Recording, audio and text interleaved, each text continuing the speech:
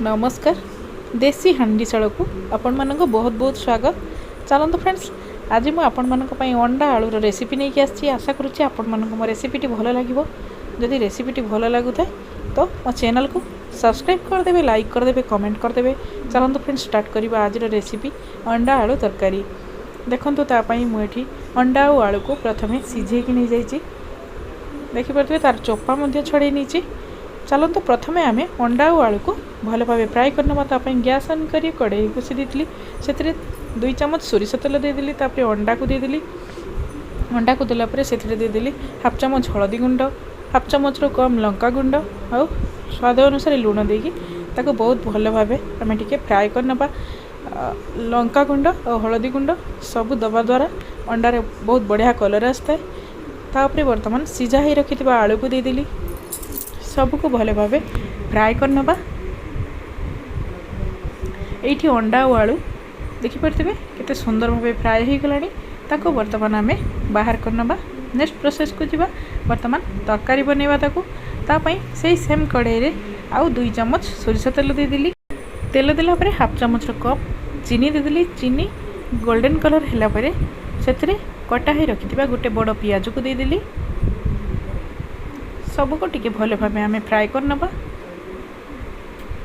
पियाज को बर्तमान आम टिके गोल्डन कलर हाँपाई छाड़देबा। तापर देदेली 2टी तेजपत्र।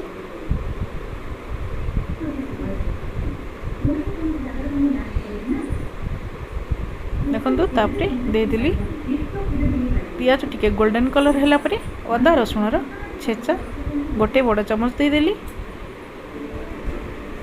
एक आम छेचा मसला प्रिपेरेसन करवा।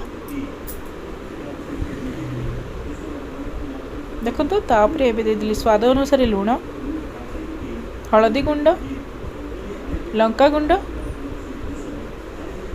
गरम मसला पाउडर सब परिमाण मुताबक देदेबा।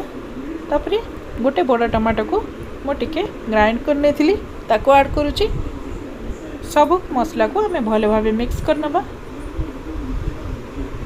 टमाटो को ग्राइंड करके देले तरकारी आमर टिके ग्रेवी ग्रेवी रहिबो। देखंतु मसला ये केते सुंदर भाव हो गलानी। तापर एबे फ्राई करके रखिथिबा अंडा और आलू को देदेबा। अंडा और आलू को देला परे ताको भल भाव टिके मिक्स करना। 5 ରୁ 6 मिनिट वर्तमान अंडा आलू को आम मसला सहित कषि नवा भल भाव। गैस को लो मीडियम फ्लेम करके आम ताको कषिबा।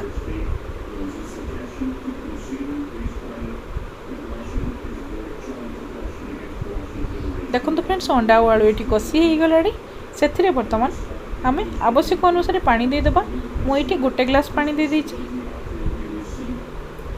देखो अंडा आलू तरकारी केते सुंदर भाव रेडी हो गलानी। तापर एबे 2टी गुजराती आउ खंडे डालचीनी को छेचिकी रखी ता ऊपर एबे देदेली गरम मसला पाउडर आउ हाफ चम्मच देदेली।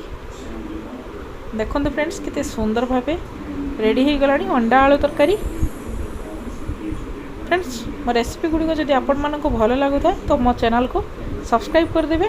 देसी हांडीशाल को लाइक करदे, सब्सक्राइब करदे। चलते फ्रेंड्स, रहुची नमस्कार।